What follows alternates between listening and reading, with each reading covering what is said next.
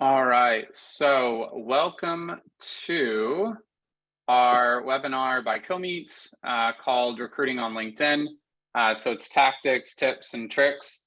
It's a little challenging, as you know, with preparing for a webinar like this with so many different types of people and backgrounds. So hopefully it won't be too basic for anyone. But it's also not going to be like overly advanced for someone who hasn't used LinkedIn to recruit a lot. So we're going to try and hit both. I'll do the more basic stuff for obvious reasons. Once you hear Katja start talking about the more advanced things, you'll see why I'm going to cover the basic. Katja is an expert, so she'll be covering the more advanced things. All right. So we've got the first thing we want to talk about is Happy Global Talent Acquisition Day. For those of you who don't know, it is Global Talent Acquisition Day. So if you are a recruiter, great, right? We want to say a little thank you to you, or if you're in HR or talent. If you're not, maybe you could give a high five to a recruiter, send them a note to a recruiter you've worked with who's added value and helped you before. That would be really, really kind to do on Global Talent Acquisition Day. So we'll go ahead and let me move slides. All right, 1 second. So we at Comeet want to take a moment to say thank you to all of the talent acquisition professionals and those involved in talent acquisition. You are often the unsung heroes of company growth, doing incredibly challenging and ever-changing work under great pressure and with tiny budgets, right? Usually very, very little budget. You work hard to understand what hiring teams are looking for. Sometimes that's not clear or easy. Give them coaching and guidance on the talent pool, and then spend countless hours attracting, engaging, and screening people, right? It's really hard work to be in TA, as we call it. Sometimes you spend months working on a position, right, to have it suddenly closed or put on hold with no idea when it's going to be taken off hold. Sometimes we lose an amazing candidate by a few $1,000s, and then we have to start the search over again, right? So it's really hard work to be in recruitment. Talent acquisition is definitely not for the faint of heart. It's an admirable, important, and historic profession that actually dates back to at least ancient Greco-Roman times with military recruitment. So recruiters have been around a long time. We are historic. We can feel really cool about that. But it's definitely not easy. So at the end of the day, just wanted to remind you that you are building companies one person and one hire at a time, and you are changing lives. It's really important work. So thank you for that. What you do in the world matters, and more importantly, you as a person matter.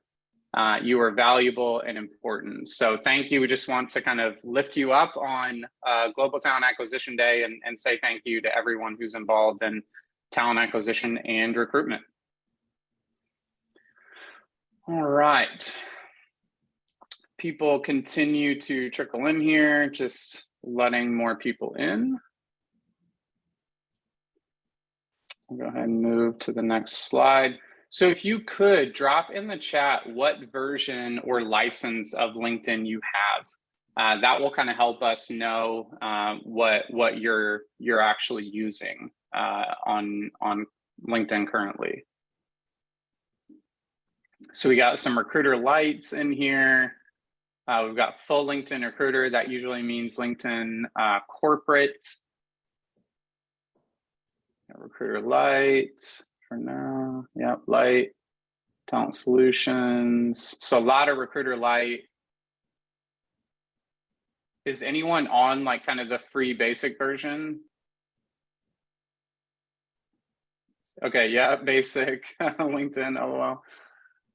All right, so a lot of LinkedIn corporate and then quite a few LinkedIn recruiter lights. Okay, cool. So Katja will focus mostly on LinkedIn recruiter and some things about that. And then I'll focus more on kind of the basic free version. All right, one moment here as we transition. All right, a little reminder on LinkedIn.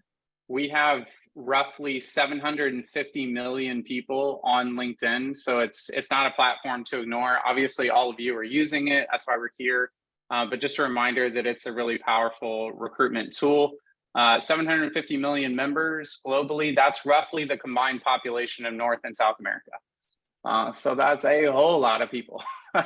It's by far the largest professional social network in the world. And if you're in B2B, right, business to business, it's definitely something to leverage and pay attention to. So as we are transitioning here, I just want to give a couple intros to Katja and myself. We haven't done that yet. So I'm the VP of Delivery here at Comeet for our Comeet Elastic Services team. So we deliver recruitment and sourcing services to a lot of tech companies around the world, hiring in the US specifically. And I've been probably in talent acquisition for maybe like 7 or 8 years, started my own recruitment company, led talent acquisition at a tech company before joining Comeet. Katja, could you do a little quick intro?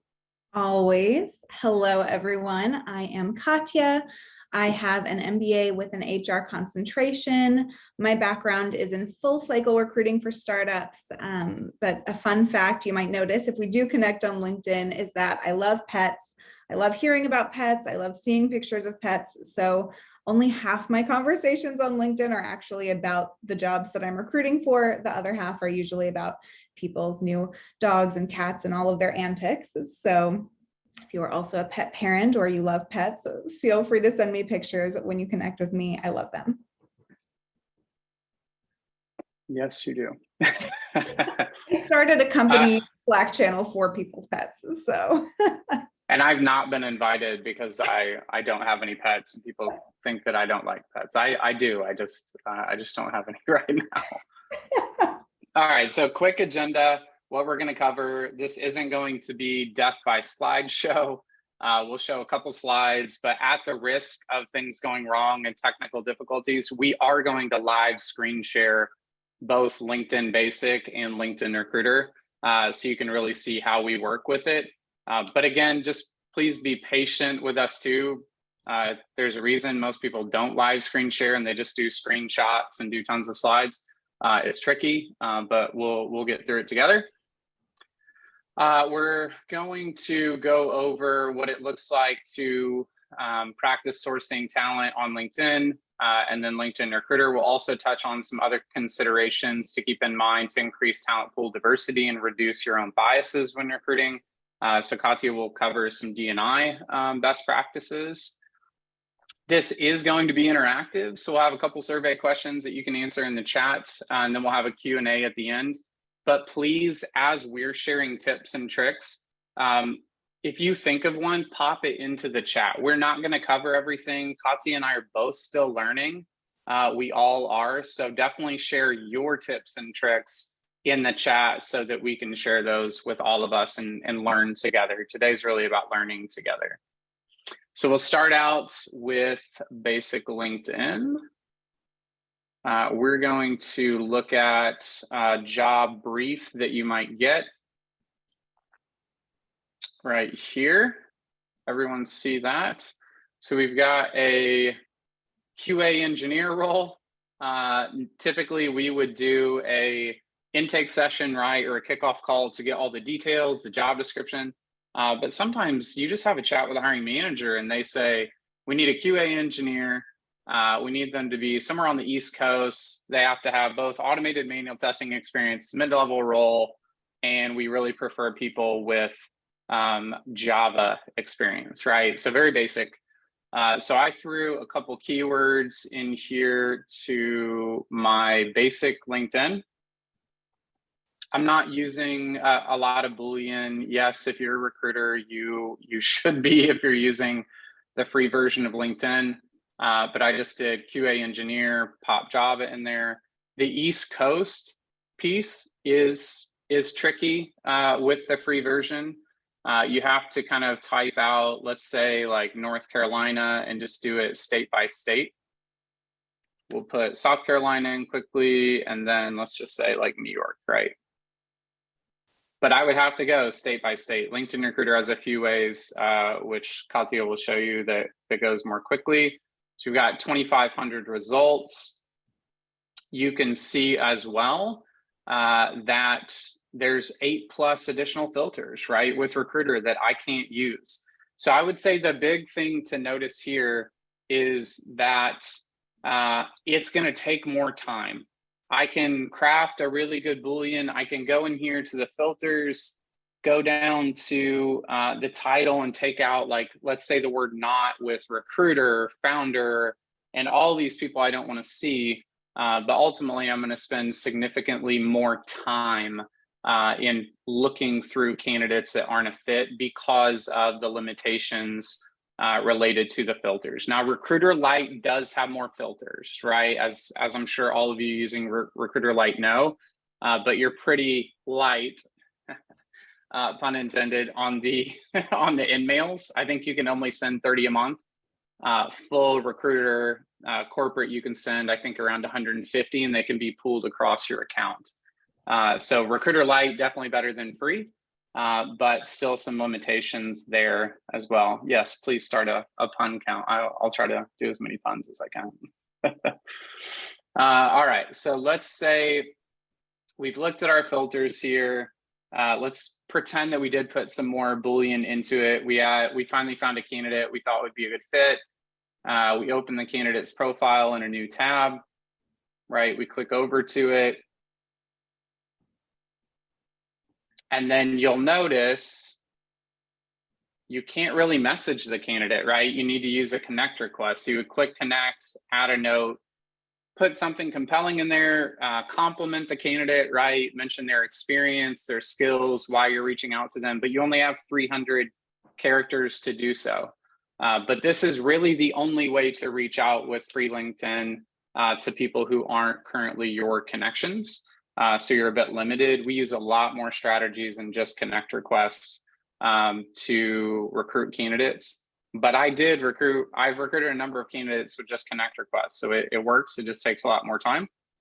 If you're using an applicant tracking system like Comeet or one of the other great platforms out there, they often have a browser extension where you can just click it, it'll pop up on the corner, and then you save as a PDF and drop it in, and then you can drop the candidate directly into your ATS. So that's a great way to kind of get the candidates into your ATS and track your sourcing.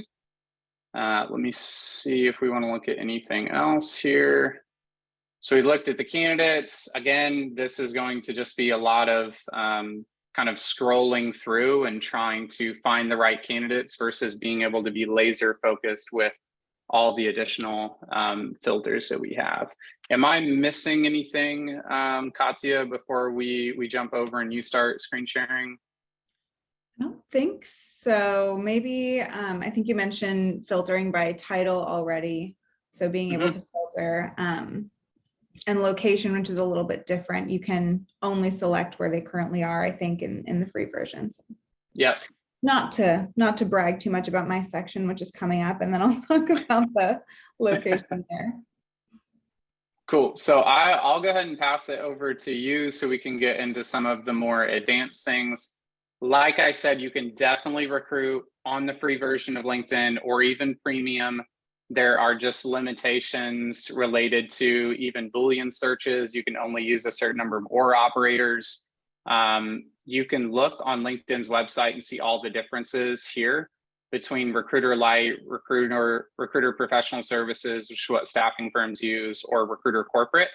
And then also bear in mind with free LinkedIn, there are limits on the number of people searches. So they track your searches, and then you're limited on how many searches you can do per month because they want you to buy, one of their like paid licenses. So it makes sense.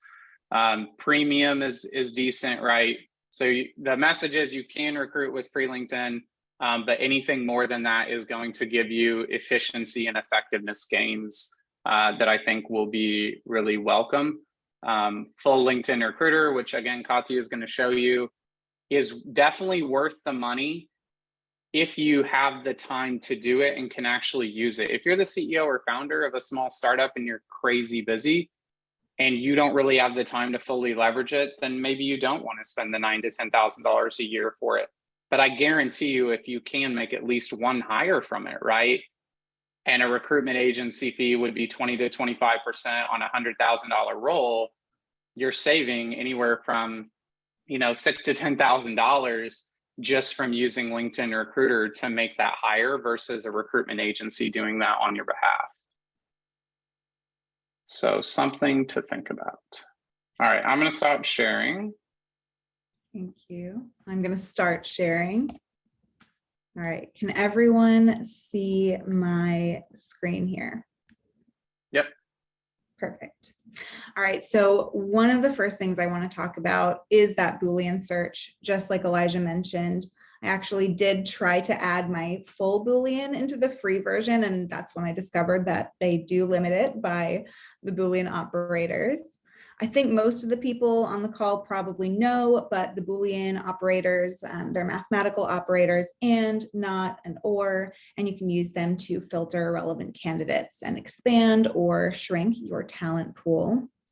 So to do this longer, more complex kind of version, you do need that recruiter license. And of course, I think Elijah touched on this as well. Recruiters and sourcers have that kind of knowledge and the ability to actually go in and know what to use, maybe know how to add things. I like spelling things differently or common misspellings of words even. So here's mine. Let me take a peek here. So for this initial search, just to get a pretty broad talent pool number, I have added just the locations, the years of experience, and my Boolean. It is quicker to add locations in here. You can see that it makes suggestions. The first time I had a coastal job, I did have to Google all of the states, because once I got up past the Carolinas and Virginia, I was like, these are all very small. I don't know any of them or the orders. So I actually have a separate kind of Boolean sheet and list of locations that I can copy paste in here. But really, for something like this, I just had to add Florida, South Carolina, and North Carolina before it started suggesting locations. That might work for me. So let's take a peek here at the keywords that I'm using. I've also added the years of experience, which we'll talk about down the line. But here, I mean, it said automated or manual QA is both fine. I like to throw in a lot of different options. So I want to have at least one of these and at least one of these and at least one of these. And then I don't want to see any founders or CEOs or CTOs, just because this is a mid-level position. I could take out founders. Sometimes I will take it out in case maybe somebody's just started their own nonprofit or something like that. But this is usually my go-to kind of initial starting point, we'll say, to get that really broad sense of the talent pool. Now that I have that, I want to shrink this down. I'm not going to look at 6.2 thousand candidates, so I like to narrow things a little bit more. Right now, I'm going to narrow by title a different way. I'm going to filter out anybody who is currently, we'll say, vice president. Current, or a manager. I don't know about you. Please tell me in the chat if you're like me. I think I have probably 24, easily 24 searches for every position that I work on. I'm just constantly fiddling with it. I don't know if you're the same way, but that's how I like to do things. So it looks like there's about 20 people who fit these descriptions. So we're just going to go ahead and filter them out. Oh, it's not letting me there, so I'll just remove that one for now. But that filtered out a few people who have that title currently. Of course, you can do the past, not current, current or past. You can also do that with locations where it's current or if they're willing to relocate. Again, definitely easier to do in LinkedIn Recruiter for sure. I also want to narrow things by skills, right? Like this is still way too many people. So I am going to add probably postman and soap. I've hired a lot of QA engineers. Those are really common. And I can do that a couple of different ways. So the first way that I could do is I could add it here in the skills and assessment section. I can add it if they passed at least one skill assessment. I really like doing this for anything, maybe a programming language or even HR and admin roles. A lot of times candidates will have added it as a skill and also passed a skills assessment. In this case, I'm just going to throw it in my Boolean. So let's go down here. And let's see, I'm going to say they have to have soap or postman. And we'll see how many people that filters down to. And this is going to show me people who have these keywords anywhere in their profile. So it could include the skills section, but it doesn't have to be. It's not limited to that. They could just have it absolutely anywhere in their profile. Perfect. 2.6 thousand, still kind of a lot. So let's see. I think probably REST is going to be a common one. So let's see if they have that. And then that should take me down to a more reasonable number to start sifting through before I do it all again, start my search from scratch all over. Perfect. Yeah, that's much more reasonable. 793 people to kind of take a few hours and go through pretty quickly. The other things I want to talk about that I like to do in Recruiter, one of them is company size and startup types of keywords. So here at Comeet, most of our customers are startups, and a lot of them really want to see people who have either startup experience or experience in a small company, maybe with limited resources like a startup would have. So if it's really startup focused, I'm typically going to add those keywords into my Boolean. So I might do the word startup spelled, start space up, or with a hyphen, or just as one word. I might try phrases like Crunchbase, hypergrowth, funding round, scale or scaling, or series A, B, or C. Things like that are always really, really great to get that. Not everybody does it. So sometimes I'm just looking through companies and I'm seeing, okay, is this a startup? How large are they? When were they founded? All of that. The other thing I can do is over here on the left, you'll see company sizes, filter by number of employees. So I can select whatever is going to be relevant. So a lot of times I have, clients that I'm working with and Comeet customers who want people who've only been in companies under, say, 1,000 people. I usually will use this just to get that initial kind of ideal candidate profile at first, but I see somebody writing on here, but I don't know what you're trying to say or if it was an accident. But I don't like to do this because, again, this only applies to the current company. I think that it's a little bit too limiting. Another way to narrow the search, if you wanted to maybe go again for that ideal candidate profile first and you have a degree requirement, it's getting less common, which is my recommendation. I don't like degree requirements, but when they are required, you can add them in, of course, by types of degree over here. I will say my pet peeve about LinkedIn, tell me in the chat what your LinkedIn pet peeves are as we celebrate LinkedIn today. But I will have to select not only bachelor's if it's a bachelor requirement, but also the Bachelor of Science, the Bachelor of Technology, Bachelor of Arts, Bachelor of Engineering, and you might even be able to type in your own degree that people can have here. So that is my helpful tip / pet peeve. And then in advanced search, there's actually a really cool thing you can do, which is search by fields of study. So this would be the topic maybe that somebody has studied in school. I don't get this too often, but for really, really niche, maybe cybersecurity or biology and high level science types of roles like quantitative chemistry, this is where fields of study can come in handy, just again, to initially narrow the search before we broaden and expand it out again. So that's always fun to check. Close my little thing here. My favorite thing. Now that I've told you my pet peeves, let me tell you a little bit about my very, very favorite. And again, I want to see them in the chat. Your favorites, your pet peeves. After I'm done screen sharing, I will go through all of them.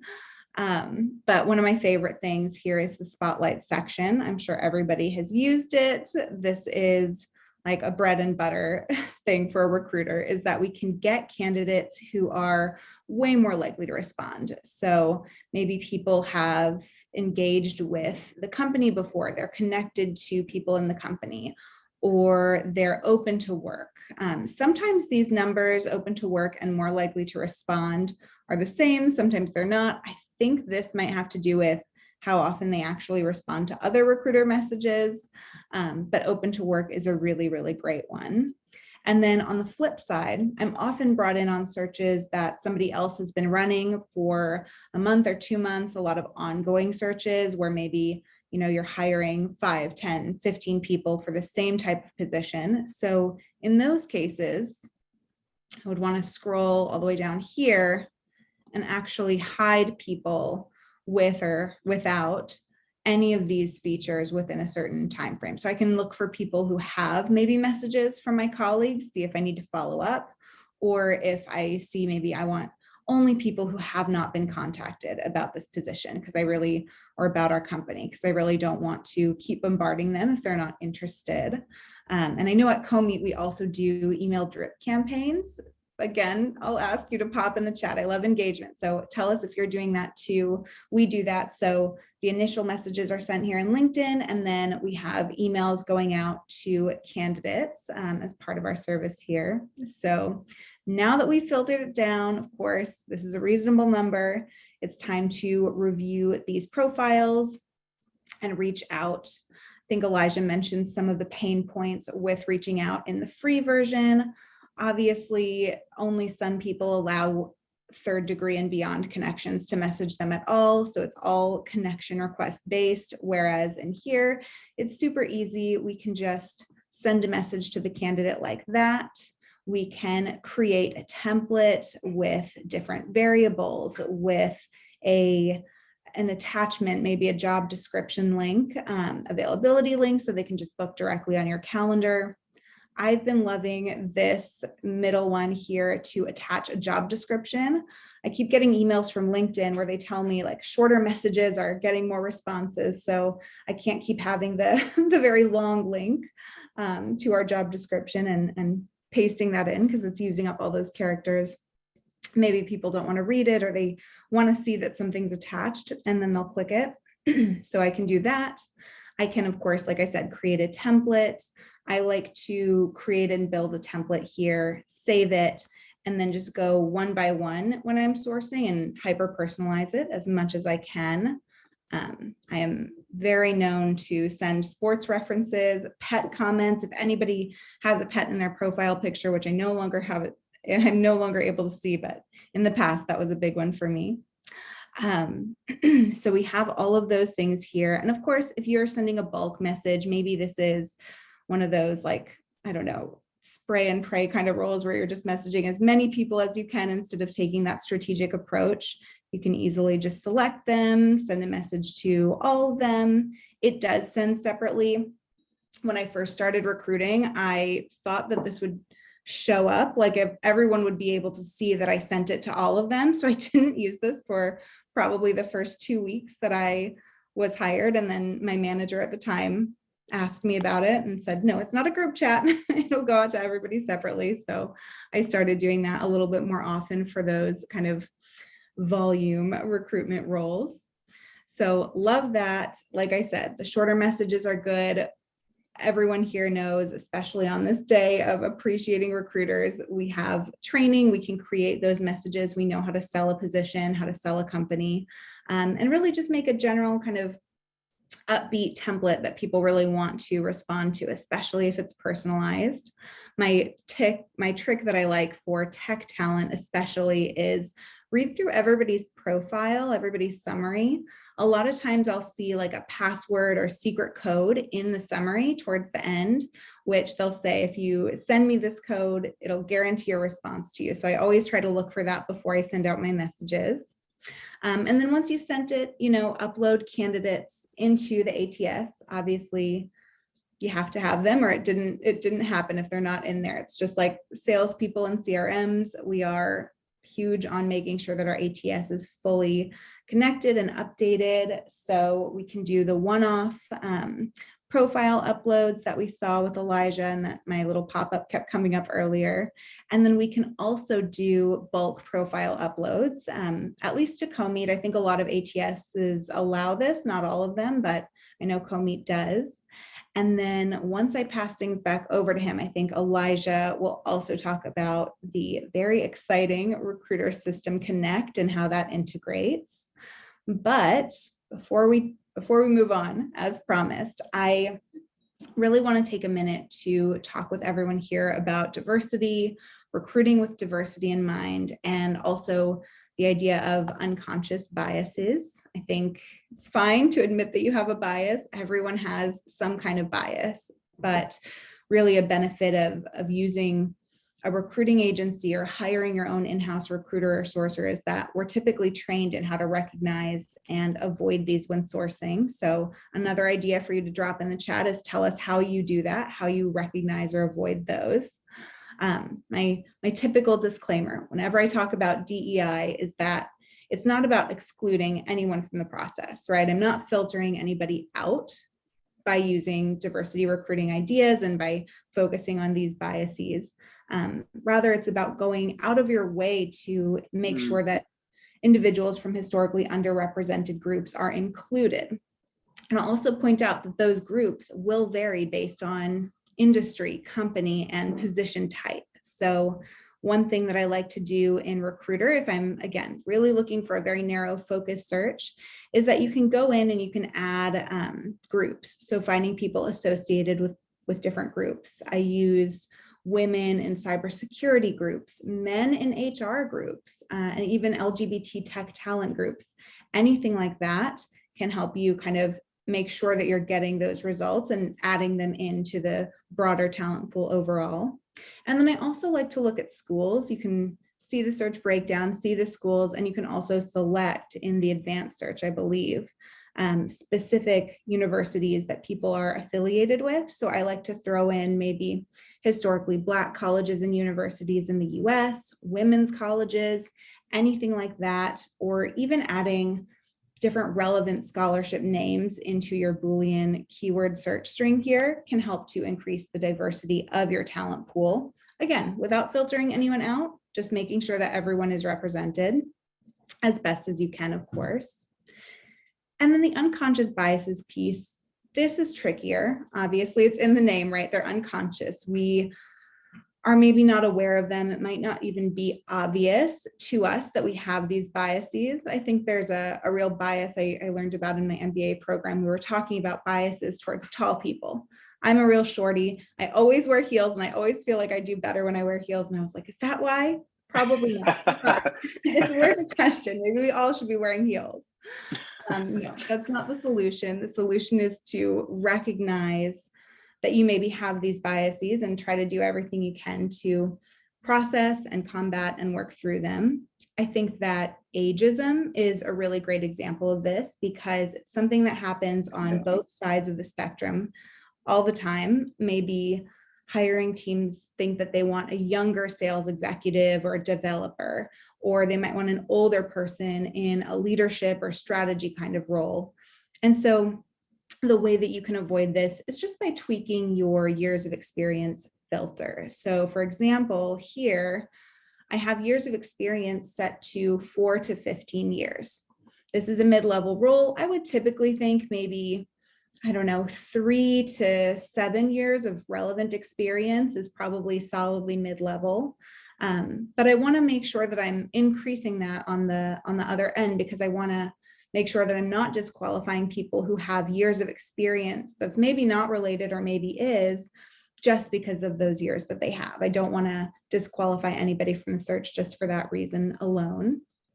And then LinkedIn also has some other options to help. So I really love this filter. You can see here, I don't see any photos. I have no idea what you look like when I see this. I kind of skim past this whole section and get right to the meat of it because there's no attention grabbing photo here for me. And I love this because it prevents me from making any subconscious snap judgments, right? Even a positive snap judgment, like they have a dog in their profile picture, or they have, they maybe have a smile that seems very kind and genuine. even if it's a seemingly positive snap judgment, it's still something that can impact the way I'm interacting with them. And I just want to distance myself from that. So I have it set in my LinkedIn. This applies to both recruiter and standard free LinkedIn, that I don't see any profile photos.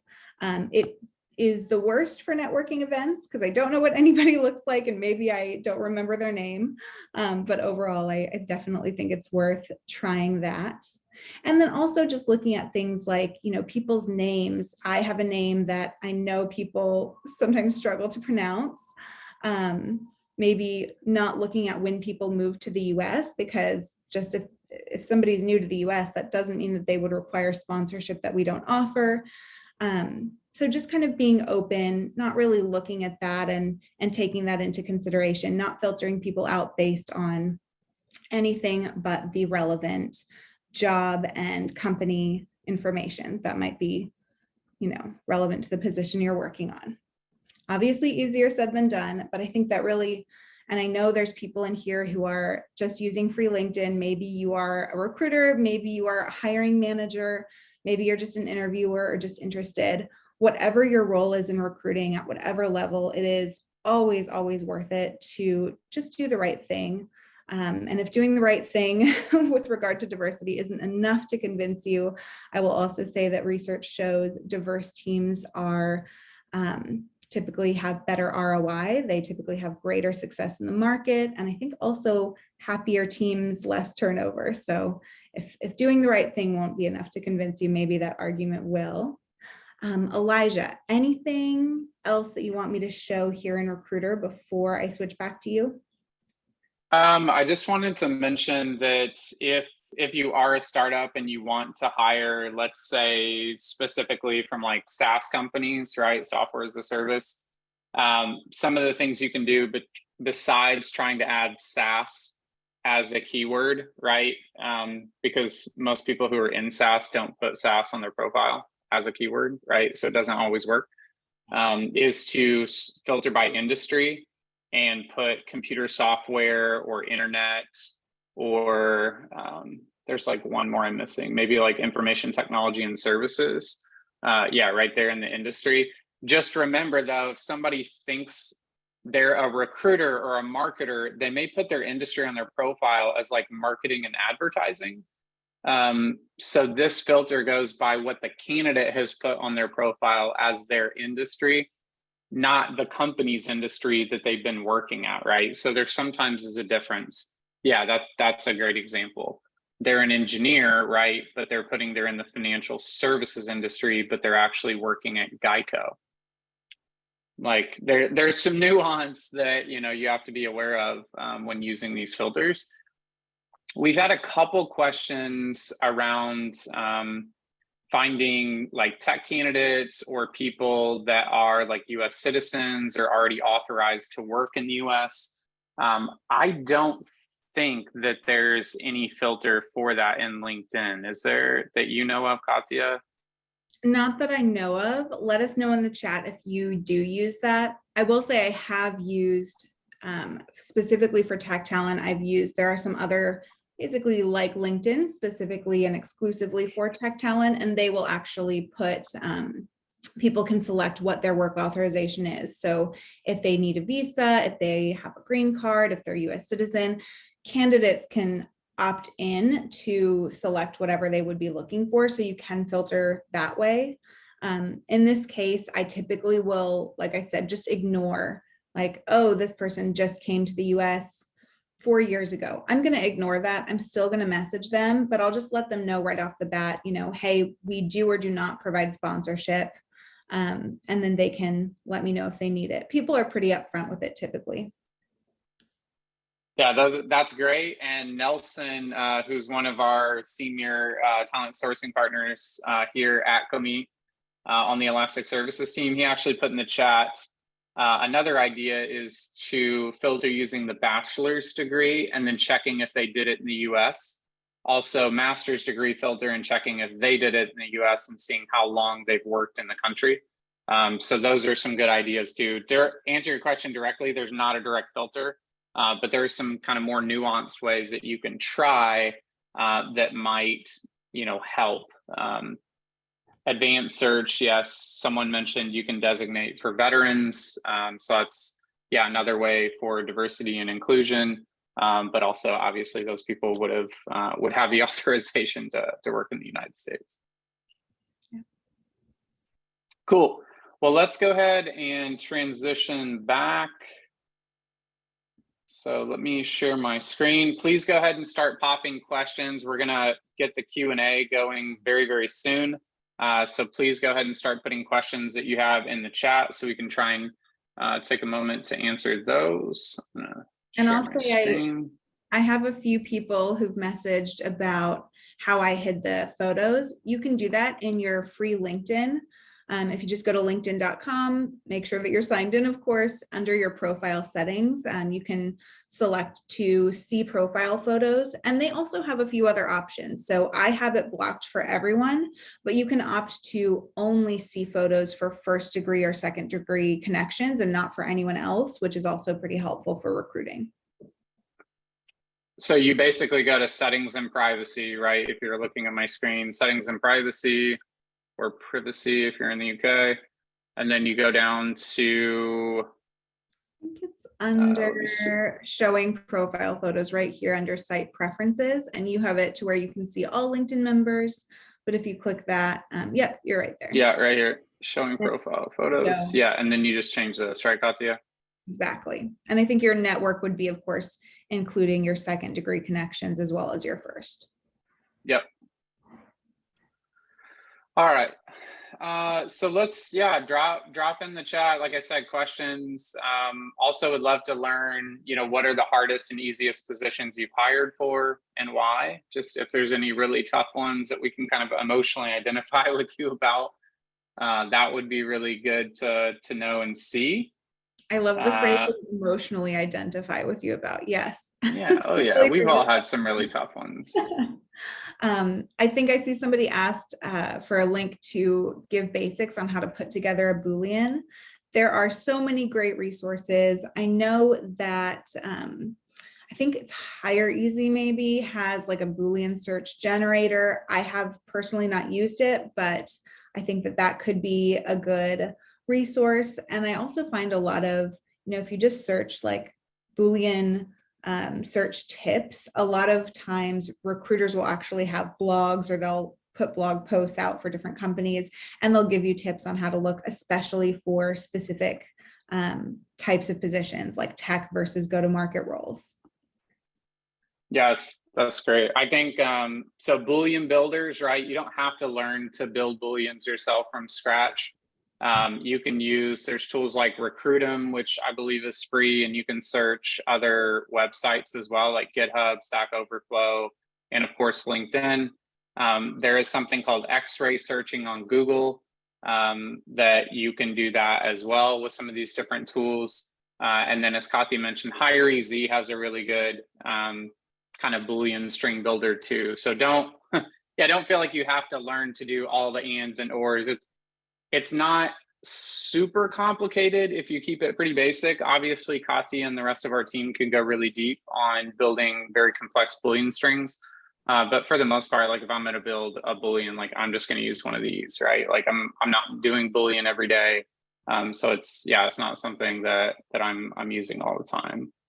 So we've got Recruitum and Hire Easy for building Booleans. Somebody else asked what we use for email drip campaigns. If you have LinkedIn Recruiter, please do not only use LinkedIn Recruiter to recruit. It is an amazing tool, but it's like a tool, right? InMails are one method. We also use connect requests. There's a limit. You can send about 20 per day, up to 100 per week. That was enacted by LinkedIn within the past year. So there are connect request limits. But we use connect requests as well. And then there's email campaigns, right? Like we all get sales campaigns from salespeople. There's email campaigns and we can send those. So we use a tool called Sourcewell. They're a great tool for this. Hire Easy also, their paid version. You can do email campaigns. There's another, I think a free tool called Hire Flow that you can use for email campaigns. I'm trying to think if there's one other, but just send me an email, right? If you need tools, we have tons and tons of different ones. Some are free, some are paid that we can share. yeah, that will hopefully help you, but you really need to use more than just end mails.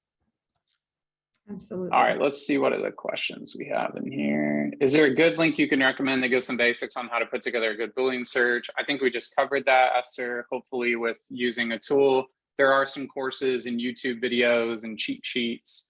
Once you get used to it, you can get pretty good with that quickly. Yael asked how to approach potential candidates. Great question. I think, that is a great question. I think personalizing, right? So mentioning their name, mentioning something that they've done that you're impressed by, their experience, their skills, or a personal connecting point, like Katja mentioned, if you both like pets. But I would try to tailor it to the type of candidate you're looking for. A sales rep, right? If you're at a venture-backed software company that just raised $60 million, you're probably going to approach sales candidates different than you would approach technology, like tech candidates, software engineers, QA engineers. You want to be clear, concise. What's the job about? Why should they be excited about it? If you're comfortable sharing the compensation, people do want to know about how much the position would pay. But I think it's about being personal, sincere, and being clear about where's the company at, funding status, headcount, like the stuff that people are going to use to decide whether or not they're interested. Just go ahead and tell them that. What do you think, Katja? Any tips you have in approaching candidates? I think you covered it. I would just add, if there's someone that maybe they just don't have a lot on their profile to go off of, it's okay to not personalize your message, right? Like it needs to be genuine. It needs to be sincere. I think people can tell if you're just trying to come up with something to say based on nothing. So it's okay to not personalize it as long as you are still personable and maybe even ask them a question in that initial message that they might want to answer about their experience. Another thing that I would say with approaching candidates is that I will often reach out to people who seem to be too senior for a particular role, either because of years of experience or maybe location, I think doesn't align with the comp, or maybe they're in a managerial role now and this is just an individual contributor. So I'm usually pretty upfront and I'll just say, hey, I don't know, this might be too junior for what you're looking for, but I reached out because XYZ. And I'll just tell them if it is too junior, let me know. Feel free to refer people. But I find that just being upfront, like Elijah said, if you're open about things, even seemingly the shortcomings of a job, candidates, in my experience, are more likely to respond. Even if they tell you no, at least it's a response, right? And then maybe they can give you and the hiring team some tips or give you some really helpful market data. So anything like that, just be genuine, be kind, and don't be afraid to ask questions. Yep. Yeah, those are really great. I'm going to try and run through a few more things from the chat. Stephanie Collins asked, can you show how to eliminate a job title from coming up in your search from the job title field? If you're in LinkedIn Recruiter, I'm pretty sure it's as basic as typing in the actual job title and then you click this little kind of exclude button and then it'll take it out. Is that right, Katja? Yeah, and then you can look to see if it's current or past, maybe in the past, but you're open to people who currently do it, things like that. So you can change how it will look. Rachel mentioned Wizard Sourcer. That is a great blog. It's by a guy, I think, named Jonathan. I can't remember his last name. He's like a sourcing expert at Amazon. Really, really great stuff from him. So Wizard Sourcer is a great blog for learning about sourcing. Rachel also mentioned SourceCon, Boolean Black Belt, 100%. Really great resources there. I think SourceCon has a community you can join in a yearly conference. Social Talent also has some really good trainings that some of our team has went through. So that, there's some really good resources there for training. Ryan Bishop mentioned Aria by Leoforce as a Boolean string builder as well. Aria is like a similar tool. Don't get offended if anybody works at Leoforce, but it's similar to HireEZ, but built a little more for volume sourcing and recruitment. It's an AI sourcing tool. Let's see what else we got here. I'll address a question from Esther about how LinkedIn calculates years of experience because it seems off. Yes, this is definitely a pain point and why I often will broaden the years of experience even further. And it's because I think they calculate it based on the years of experience for every job someone lists. So a lot of candidates are only listing relevant jobs. So it's like, say I want to find an account executive, and I'm seeing a lot of candidates who have 4 years of experience as account executives, maybe a year as a BDR beforehand. That's great. It comes up with 5 years of experience. But if I limit it too much, it might reject someone who also listed their college jobs and their high school jobs that they had, or even I've seen people put, that they were a lifeguard at a pool in high school. So that adds up to the years of experience, but it's not really relevant experience. To my knowledge, there's no real way to filter for that. My recommendation is just to broaden the years of experience and go one by one whenever you can to see. All right, and then I answered Janice, that free email campaign tool I mentioned, I'm showing it on the screen now, is called HireFlow. So we got that in there. Let's see if there were any other questions. HRTX is a free sourcing digital conference. Rachel mentioned that. I've not heard of that one, so definitely check that out. Keep an eye on the chat. There's lots of other people to learn from here. And then the last few things that I wanted to show.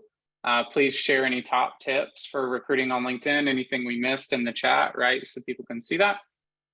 Is there, so basically when you have LinkedIn Recruiter corporate, it's really helpful if it integrates with your applicant tracking system, right? And I think there's probably around 20 to 25 ATSs, they're called, in the world that have an integration with LinkedIn Recruiter. Comeet is one of those companies, right? So you'll see data will be passed back and forth. When you're in LinkedIn Recruiter, you can see, hey, this candidate is in your Comeet account. And then the same way, when you're on, you're in Comeet down here, you can see the LinkedIn tab. It shows you the candidate's kind of LinkedIn Recruiter profile. Really important though, this only works with LinkedIn Recruiter, right? You have to have a corporate seat. There's no LinkedIn Recruiter integration between an ATS and your free or premium or light account.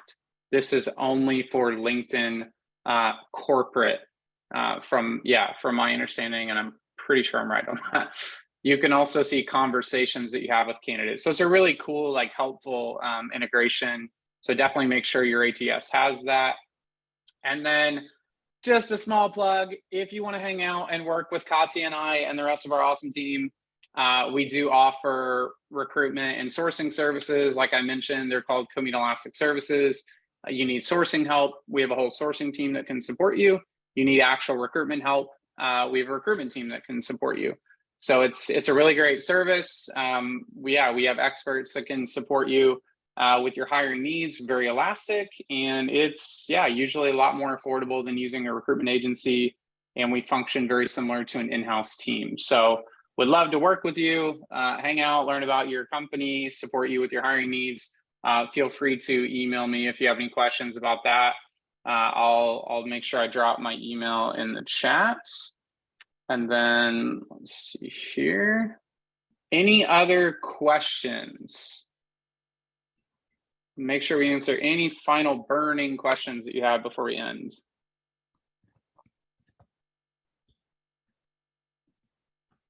Going once. Okay, can you go back to the previous slide? Yes, go back here. Is there anything specific, Amy, you wanted to know about the LinkedIn Recruiter System Connect integration?